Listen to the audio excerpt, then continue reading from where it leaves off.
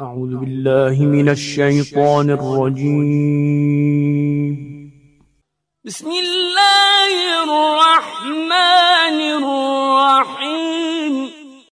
تبارك الذي نزل الفرقان على عبده ليكون للعالمين نذيرا. بسم الله الرحمن الرحيم. إن الحمد لله نحمده ونستعينه ونستغفره ونعوذ بالله من شرور أنفسنا ومن سيئات أعمالنا. من يهديه الله فلا مضل له ومن يضلل فلا هادي له. أشهد أن لا إله إلا الله وحده لا شريك له وأشهد أن محمدا عبده ورسوله. ثم أما بعد. Tafsir sabağımızda ulantabız. Tafsir sabağımızdan biz Takvir süresini okup жатқанбыз. Өткен сабағымызда айтқанымызда еле тәфсир алымдары ким қияматтың башталу сүретін білгісі келсе, же елестеткісі келсе, анда мына ушул Таквир сүресін оқысын деп, мына ушул Таквир сүресіне ой жүгіртсін деп айтышады. Бұл сүреден жетіп келген аяттан улантабыз. قال الله عز وجل أعوذ بالله من الشيطان الرجيم وإذا الجحيم سعيرت وإذا الجنة أزلفت علمت نفس ما أحضرت. Шындығында тозоқ қызытылғанда дейді. Қиямат күні Аллах Таала жалпы мақлуқтардың, жалпы адамдардың алдына тозоқты 70.000 жүгөн менен, әрбір жүгөндө 70.000 периште, әрбір жүгөндө 70.000 периште тозоқты тартып келеді. Қиямат күні алып келінеді тозоқ. 70.000 жүгөнү бар, әрбір жүгөндө 70.000 периште тартып келеді. Эми ал тозоқ өтө чоң, бейіш дағы өте чоң. Ең біз ойлы тозоқты тартып келген періштелер бір жөнөкөй эле бір періштелер деп. Андай емес, өте күштүү періштелер тартып келеді. Тозоқ қызытылғанда дейді. Суират дегені қызытылған дегені. Жана бейіш жақындатылғанда дейді. Бейіш келтірілгенде дейді. Мына ошондо қиямат күні тозоқ қызытылғанда, тозоқ алып келінгенде, жана бейіш адам баласына жақын қылынған уақытта, бейіш тозоқ алып келінген уақытта, әрбір инсан эмне нерсе алып келгендигин билет дейді. Бұл жашоодо эмне иштерди жасады, эмне жакшы иштерди жасады, эмне жакшы сөздөрдү айтты, эмне жаман сөздөрдү айтты, эмне иш кылды, Қиямат күні әрбір инсан алып келген нәрсесін білет дейді. Инсан капыр болып жашаған болса, капыр болып жашағандығы, же мушрик болып жашаған болса, мушрик болып жашағандығы қияматта инсан түшініп жетеді. Дүйнөдө капыр болып жашағандығы, мушрик болып жашағандығы, исламды арзанбаан нерселерге алмаштырып койгондугун қиямат күні әрбір инсан, ошо капыр болып жашаған әрбір инсан билет, түшүнүп жетет. Бирок ал нерсе кеч болот. Ал нерсе кеч болот. Уақыт өттү, дүйнө бүттү дегени. Мына ошол кезде инсан ар бир нерсени алып, эмне нерсе алып келгендигин, ар бир нерсени көз алдында элестетип билет. Мына биз азыр жашыбыз кээ бирөөбүздүкү 40-ка кирген болсо, же кээ бирөөбүз 50-ге кирген болсо, кээ бирөөбүз жашыбыз 20-га кирген болсо, 20 жыл ошол 20 жашка чейинки, же 40 жашка чейинки, же 50 жашка чейинки, же 80 жашка чейинки болгон өмүрдөгү ар бир нерсе көз алдыбыздан өтүп кетет. Кыямат күнү дагы инсан бул жашоодо мына пайгамбарыбыз саллаллаху алейхи вассалам үммөтү 60 менен 70тен арасында бул дүйнөдөн көпчүлүгү кете бере турган болсо, алымдан өтө турган болсо, 60 жылдык, 70 жылдык өмүрүн тез эле көз алдынан элестетип өткөрүп коет. Ошол кыямат күнү ар бир инсан эмне алып келген нерсесин тозоқты көрген кезде, тозоқ алып келінген уақытта, бейіш жақында тұлған уақытта әрбір инсан біледі екен емне нәрсе алып келген деген. Эми Аллах Таала андан кийинки аяттарда қасам менен баяндайды. Аллах Таала анттаган нерсе, қасам ичкен нерсе өтө маанилүү нерсе. Биз бул нерсеге көңүл каратуубуз керек, ой жүгүртүүбүз керек. Аллах Таала жөнөкөй бир көрүнсүз нерселер менен ант ичпейт. Аллах Таала анттаган нерсе өтө улуу нерсе, өтө орду жогору нерсе. Кал Аллах азза ва жалла фала уқсиму бил хуннас. Бирде көрүнүп, бирде көрүнбөй турган жылдыздарга ант дейт. Бирде жарыгы менен көрүнүп, нуру менен көрүнүп, бирде көрүнбөй кала турган ханнас жылдыздарга ант дейт. Мына ханнас кебир тафсир алымдары жылдыздар деп, бирде көрүнө турган, бирде көрүнбөй турган жылдыздар деп Аллах Таала анттап атат. Бирде көрүнө турган, бирде көрүнбөй турган, бирде нуру көрүнө турган, бирде нуру көрүнбөй турган жылдыздарга ант дейт. Но фала деген мааниси айтылбайт дейт. Анткени бул зияда деп коет. Зияда деп коет кебир тафсир алымдары, бирок Куранда ашыкчалык деген нерсе жок да. Ар бир аяттын, ар бир сөздүн өзүнүн мааниси бар. Бирок тилдик тарабынан ашыкчалык деп айтылат. Фала бул нафи эмес. Бул ошол касамды, Аллах Таала ичкен касамды, анттаган касамды ырастоо максатта келинген. Фала уқсим бил хуннас. Фала уқсим бил хуннас. Бирде көрүнүп, бирде көрүнбөй турган жылдыздарга ант. Кээде эле горизонтто көрүнүп калат, кээде эле горизонттун бир тарабында көрүнсө, кээде горизонттун батыш тарабында же чыгыш тарабында же дагы бир асмандын бир тарабында көрүнүп тура турган жылдыздарга ант дейт. Дагы бир мааниси Аллах Таала хуннас дегенден максат жанагы мин шаррил васвасил ханнас деп Нас сүрөсүндө окулат го. Ошол адамдардын көкүрөгүнө, жүрөктөрүнө азгырык сыла турган ханнас шайтандын сыпаты бул. Кээде аузу биллахи минеш шайтанир ражим, бисмиллахир рахманир рахим, бисмилла деп Аллахтын аты эскерилген убакытта кетип калат шайтан. Адам баласын таштап кетет. Кайра анан дагы кайра инсан Аллах Тааланын ысмын эскербеген убакытта же ошол Аллах Тааланын ысмы эскерилбей калган убакытта шайтан кайра келет. Мына ушулдуга дагы ханнас деп айтылат. Бирде келип, бирде кете турган шайтан сыпаты. Анан фала уқсим бил хуннас бир мааниси ошол бирде көрүнүп, бирде көрүнбөй турган жылдыздарга ант деп бир топ тафсир алымдар мына ушундай түшүндүрдү. Кээ бир тафсир алымдары болсо хуннастан максат жапайы хайвандар дейт. Токойдогу ошол талаадагы жапайы хайвандарга менен Аллах Таала анттап жатат дейт. Эми жылдыздар бул асманды сулуулап турат. Сулулук максатта асманды эң бир жанагы жайдын түнүндө күн ачык болгон убакытта, түн ачык болгон убакытта, асманда булут болбогон убакытта ушундай карасаңыз, асманды аябай кооздоп өзүнө келтирип турган нерсе, кооз көргөзүп турган нерсе бул жылдыз. Жана жылдызды адамдар жол табуу максатта дагы пайдаланышкан. Жолду мисалы үчүн Меккеге ажылыкка бара турган болсо, жылдызга карап баскан сапарларда жылдызга карай басып, жылдызды мына ушул максаттарда дагы пайдаланышкан. Жана ошондой эле жылдыздардын үчүнчү кызматы асманга чыккан ууру шайтандарды ошол жылдыздарды атуу менен ошол жылдыздар ошол келип шайтандарга тийип ошол шайтандарды өлтүрөт. Фала уқсиму бил хуннас, ал жаварил куннас. Жана такыр нуру көрүнбөгөн, такыр көрүнбөгөн жылдыздарга ант дейт. Ал жаварил куннас. Аллах Таала бул ал куннас бул дагы көрүнбөгөн жылдыздарга ант. Жылдыздар мына ушундай жылдыздар бар. Ошол жылдыздардын нуру эле келип турат. Нуру сакталып калган жылдыздар бар. Бир нече жылдан мурда ошол жылдыздардын мындайча айтканда ушундай жылдыздар бар, өтө бир алыстыкта. Алардын кээ бир жылдыздары бар, ошол жылдыздардын нуру келбейт. Нуру жетип келбейт.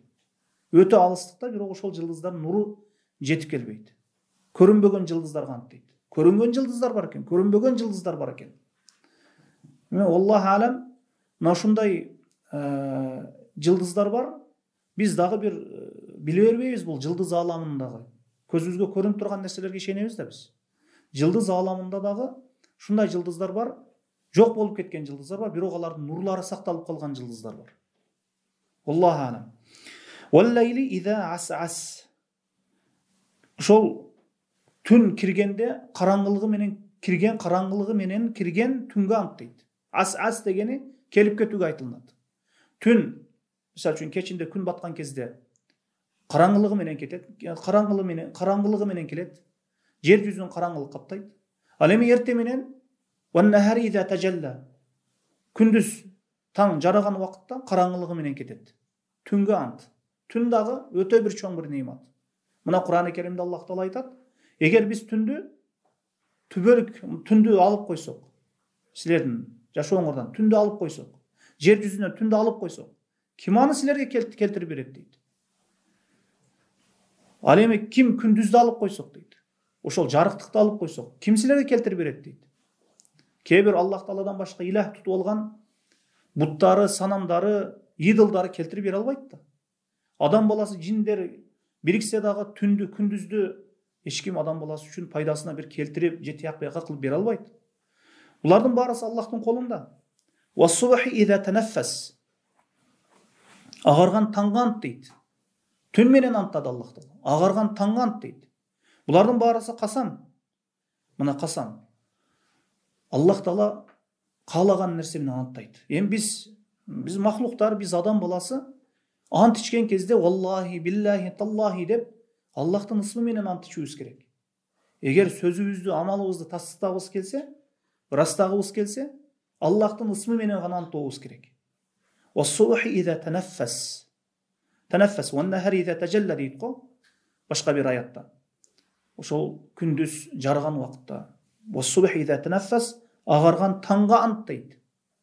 Таң дагы, түн дагы, жылдыздар, мына ушулардын баарысы Аллахтын өтө кудуреттүү зат экендигин, түбөлүктүү зат экендигин далилдеп турат.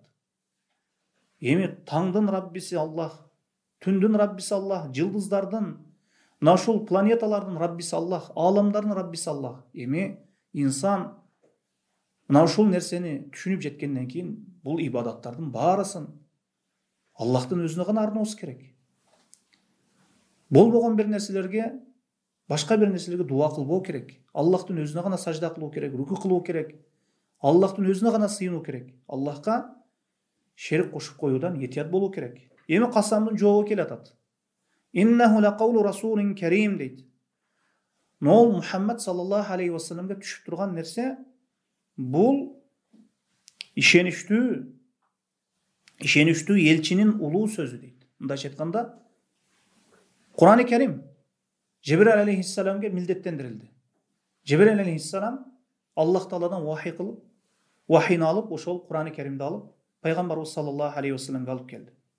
Иннаху лакаулу расулин карим. Бул Карим улуу элчинин сөзү дейт.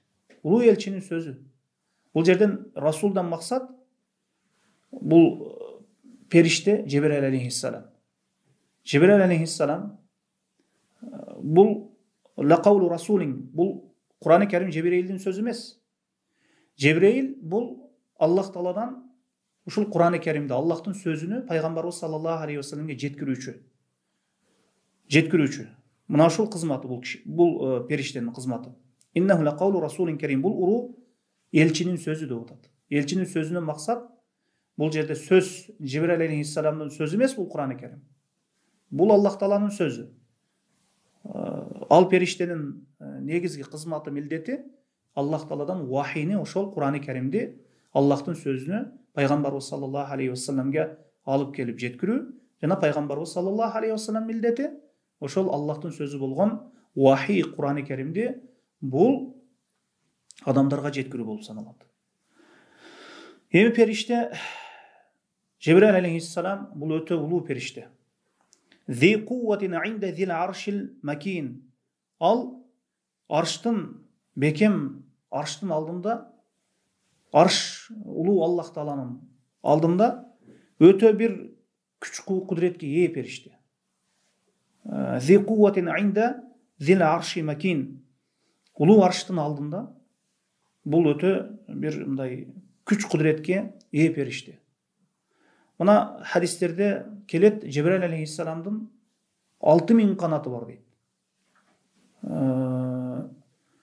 6000 канаты бар деп келет.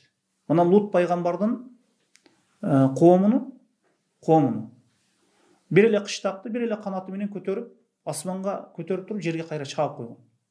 Ошол периштелер ошол кыштакты жерден дарактын түмүрү менен тамыры менен көтөргөндөй жерди ушундай эле ошол кыштакты көтөрүп асманга алып жүрүп кайра көмкөрүп чапканда ошол короздордун кыйкыргандыгын, иттердин ошол иттердин үнүн периштелер асманда туруп уккан.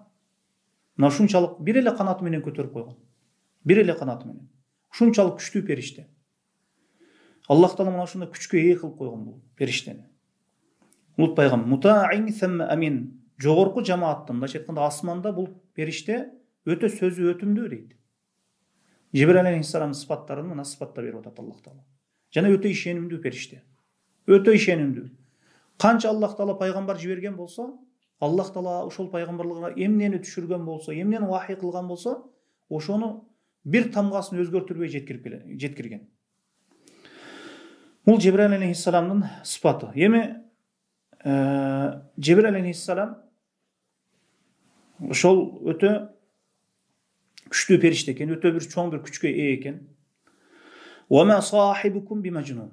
Эми силердин жолдошуңар, силердин алдыңарда эле жашап жүргөн, силердин көз алдыңарда эле жүргөн Мухаммад саллаллаху алейхи вассалам ал жинде эмес дейт. Ана Жибраил алейхиссалам пайгамбарыбыз саллаллаху алейхи вассаламга вахийни алып келди. Адамдарга ислам динин тарата баштады. Адамдарды жакшылыкка чакырды, жамандыктан кайтарды, таухидке чакырды, ширктен кайтарды. Өзүнүн эле жакындары, өзүнүн эле замандаш адамдары пайгамбарыбыз саллаллаху алейхи вассаламды жаш кезинен амин деп билген, эч качан жалган сүйлөбөгөндүгүн билген адамдар пайгамбар болгондон кийин пайгамбарыбыз саллаллаху алейхи вассаламды жинни деп башташты, акын деп башташты. Мухаммад өзү токуп атат деп башташты. Качан адамга акыйкат жеткен убакытта, жүрөгүнө бекем орногон убакытта, анан адам ошол өзүнүн жакындарын чакырган, акыйкатка чакырган убакытта ар кандай сөздөр айтылат. Мына ушундай жинди, акын, бул шариятты таралат. Мына ушундай сөздөр айтылат. Вама сахибукум бимажнун.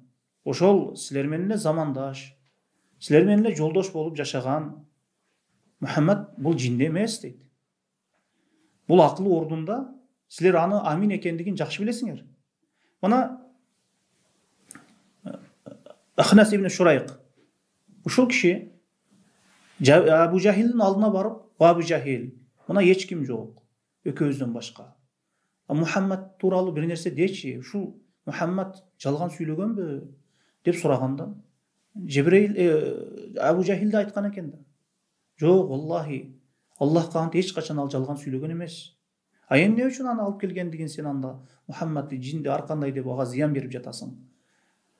Анда ал чынчыл жалган сүйлөбөгөн болсо десе, эми биздин уруу менен ал Хашим уруусунан, биз анын уруусу менен ушундай эки ат мелдешкендей мелдешет элек, бирде алар өтүп кетет эле, бирде биз калып кетет элек, кээде алар калып кетет эле, биз алдыга өтүп кетет элек. Мына ушул максатта мен кабыл кыла албадым. Абу Жахил деле билген пайгамбарыбыз саллаллаху алейхи вассаламды өтө чынчыл киши экендигин, амин экендигин. Пайгамбарыбыз саллаллаху алейхи вассалам пайгамбар болгонго чейин Курайш Мухаммад амин деп өздөрү лакап берген. Бул ишеничтүү деп. Бирөөсү сапарга кетсе, аманатыны пайгамбарыбыз саллаллаху алейхи вассаламга таштап кетет эле. Эми ушул пайгамбар Мухаммад саллаллаху алейхи вассалам Жибраилди валакад раху бил уфуқил мубин, ушу горизонтто, ошо уфукта ачык мейкиндикте көрдү дейт. Пайгамбарыбыз саллаллаху алейхи вассалам Жибраилди эки жолу көргөн. Бирөөсү Гары Хирада көргөн, экинчиси Исра түнүндө ошол 7-чи асманга чыккан убакытта Жибраилди Аллах жараткан сүрөттө көргөн. 6000 канаты бар. Жибраил алейхиссалам жана айтканыбыздай эле, ушу эки жолу көргөн. Анан жерде көргөн убакытта пайгамбарыбыз саллаллаху алейхи вассалам титиреп, коркуп, бир эле канаты менен эле ал батышты жаап калган.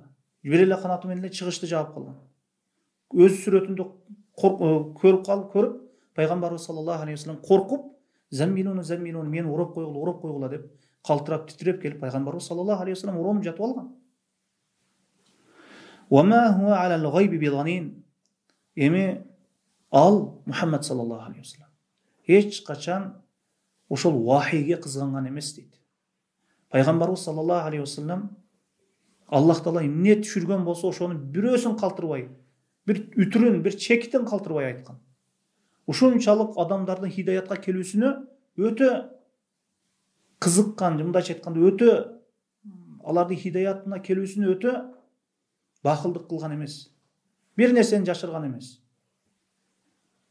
Бул илимди, бул шарият илимини окуган адам билген нерсесин айтыш керек.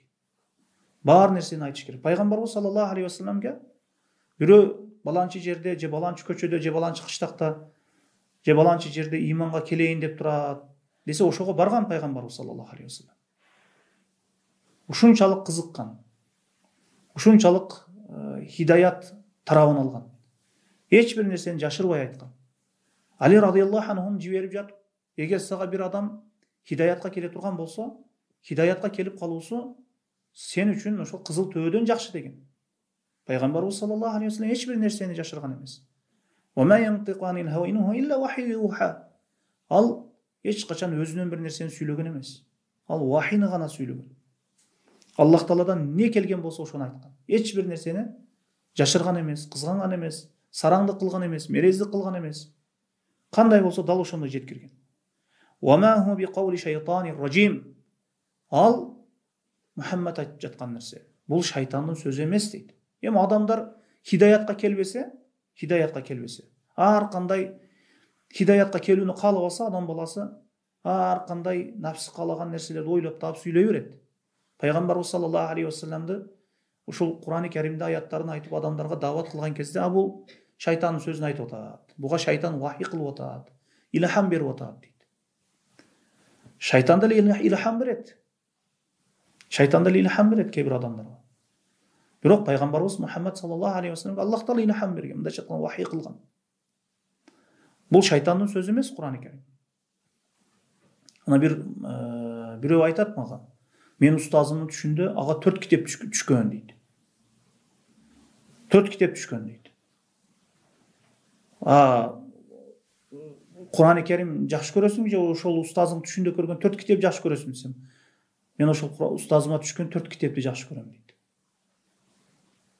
Мен айттым, устазыңа ошол түшкөнү анык, бирок ал Аллах Тааладан түшкөн эмес, ал шайтандан түшкөн.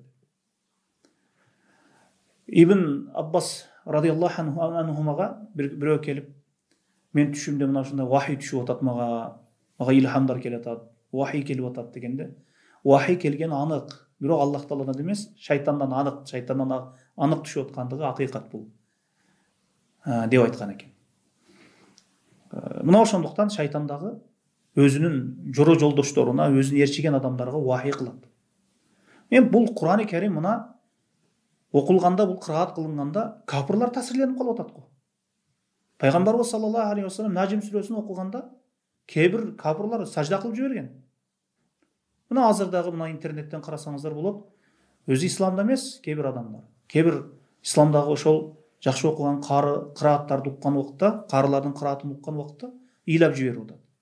Кур'ан жүрөктөргө таасир берет.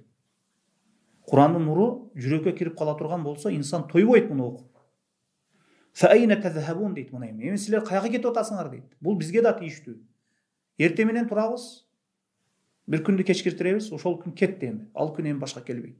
Эми кайда кетип жатабыз? Кээ бир адамдар күнү бою күнөө кылат. Түнү бою күнөө кылат. Күнү бою зына кылат. Түнү бою арак ичет. Же күнү мисалы үчүн зына кылып уктап калат. Же суткорлук кылат. Күн бою күнөө кылат. Дагы түнү дагы күнөө кылып, анан эртең менен дагы күнөө менен туруп кете берет. Файна тазамсиле кайда кетип жатасыңар дейт. Адам баласына ыктыярдуулук деген нерсе берилген. 5 жолу, тозок жолу, 2 жолду коюп койду. Аллах Таала. Кааласаң тозок жолун тандап ал, кааласаң 5 жолун тандап ал. Кааласаң тозок отун бол, кааласаң 5ке эмне 5тик бол. Файда тазамун, эми ар бир инсан өзүнө суроо бериш керек. Кайда кетип атам мен? Бул кетишим боло турган болсо, акыр акыбети эмне менен бүтөт деген суроону ар бир инсан бериш керек. Канчалык Аллах менден разы болду? Канчалык соо иштерди жасадым? Талабан илим боло турган болсо, Кур'ан-ы Каримди канчалык окудум, түшүндүм? Мына ушул суроо ар бир инсанга берилиш керек. Файна тазахабун, кайда кетип жатасыңар? Тозок жолунда кетип жатасың же беш жолунда кетип жатасың? Эми лайса би аманик вала амани ахлил китаб. Бешке кирүү силердин кыялыңар эмес дейт Аллах Таала. Ахли китептин да кыялы эмес дейт. Мына яһудилер айтты, биз да бешке киребиз. Христиандар айтты, биз да бешке киребиз деп. Бу бешке кирүү ар кимдин кыялы эмес. Буга амал менен келиш керек. Инсан бешке жөндөн-жөн жете бербейт. Инсан кыйналат. Инсан машакат тартат. Аллахтын бере турган эртеңги сыйлыгы, ажыр сооптору бир арзанба нерсе эмес. Инуху илля зикру лил аламин. Файна тазаху, Куранга карабай, сүннөткө карабай кайда кетип жатасыңар дейт. Анан кээ бир адамдарга, бул Куран сүннөт, бул Куранда мындай, бул хадисте мындай десең, бул сөзүң мурда эч кимден уккан эмес элем дейт. Же болбосо менин жүрөгүм таза дейт. Намаз окубайт, Куран окубайт, ага үйрөнгөнгө аракет кылып жүрөгүм таза дейт. Кандай анын жүрөгү таза? Жүрөгү таза эмес ошол инсан. Намаз окубаса, орозо тутпаса, Аллахка баш ийбесе, ал жүрөгү таза деп эсептелинбейт. Эң жүрөгү бузук адам ал. Инуху илля зикру лил аламин. Бул Куран-ы Керимге карабай кайда кетип жатасыңар? Бул Куран-ы Керим аламдардан түшкөн, аламдар үчүн бул зикир бул. Бул эскертүү бул Куран-ы Керим. Ар бирибиз үчүн эскертүү. Күн сайын окуйбуз, ой жүгүртүүбүз керек. Ар бир инсан үчүн Куран-ы Керим бул зикир, Куран-ы Керим бул ар бирибиз үчүн эскерме. Лимен ша минкум ан ястаким. Эми ким кааласа туура жолго түшсүн. Ким кааласа туура жолду тапсын. Мына туура жол ал халалу байин ва хараму байин. Адал да анык, акыйкат да анык, адал да анык, арам да анык, ар бир нерсе ачык айкын. Эми ким кааласа туура жолго түшсүн.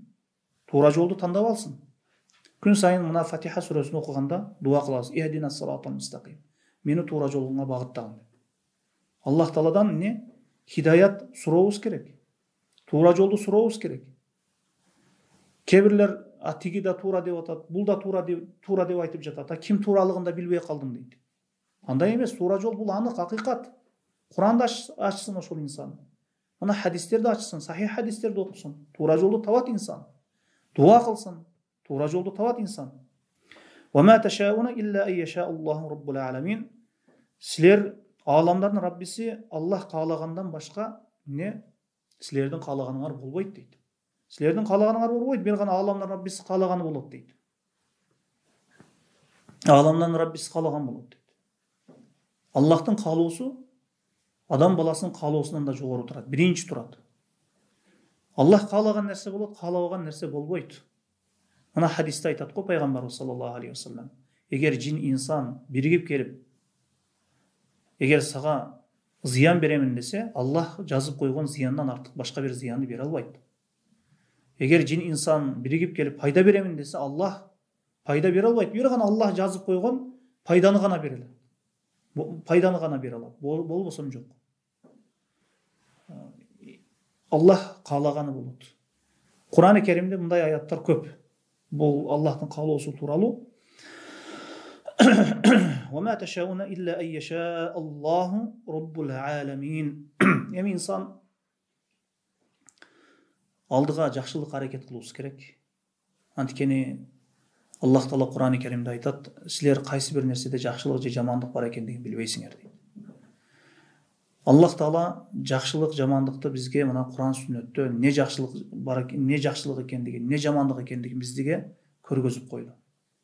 Эми инсан Аллахка дуа кылып, Аллахка дайыма дуа кылып, жакшылыктын үстүндө болгонго аракет жасоо керек экен. Эми Аллах Таала мээримдүү, ырайымдуу зат. Аллах Таала эгер пендеси сураса, эч качан эгер ихлас кылып сураса, эч бир нерсесин аябайт. Баарын берет. Аллах Тааладан не сурабай койсо, Аллах Таала ачуусу келет. Пендем сурабай атат. Ал эми адам баласынан сурасаң, адам баласына ачуусу келет. Ва ма ташауна илля ан яша Аллаху раббул аламин. Эми Аллах Таала Раббул аламин, аламдардын Раббиси. Ал каалаган нерсе гана болот. Ал каалабаса эч бир нерсе болбойт. Мына ошондуктан эртеңки күн мындай болуп кетет, түкүндөй болуп кетет деп корко бериштин кереги жок. Бул ааламды башкаруу, бул ааламдагы нерселердин баарысы бир гана Аллахтын колунда. Аллах каалаган нерсе болот, каалабаган нерсе болбойт. Кала берсе биз бир нерседе жакшылык же жамандык бар экендигин да жакшы биле бербейбиз. Не нерседе жакшылык бар, неде жамандык бар, ошол нерсенин баарысын бизге Аллах Таала Кур'ан сүннөттө пайгамбар аркылуу бизге баяндап койгон. Бул үчүн биз окушубуз керек, үйрөнүшүбүз керек. Мына ошол кыскасы. Аллаху алам, саллаллаху аля Мухаммадин ва алейхи ва сахбихи ва саллам. Subhanakallahumma hamdika ashhadu an la ilaha illa ant wa astaghfiruka wa atubu ilayk. Allahu alam bis-sawab.